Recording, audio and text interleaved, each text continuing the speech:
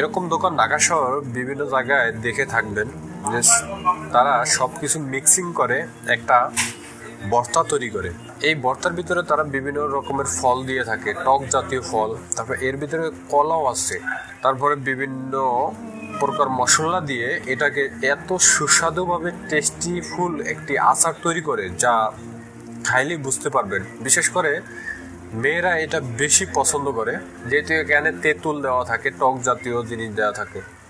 তো এই ভাই ভার্সিটির সামনে, ঢাকা ভার্সিটির সামনে রাজু ভাস্কর্যের এখানে ভালোই সেল হয়। এখানে সকাল সকাল অনেকগুলি আচার সে মিক্সিং করে রাখছে, প্রত্যেকটি বক্স 20 টাকা করে সেল দেয়। তো প্রতিদিন প্রায় 5,000 টাকার মতো বিক্রি করে, 5,000-6,000 টাকার মতো বিক্রি করে।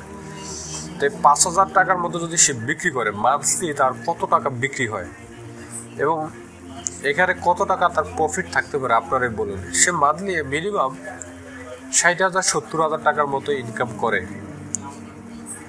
তো এরকম ধরনের ব্যবসা করবেন, ব্যবসা হালাল, যদি করতে পারেন ভালো।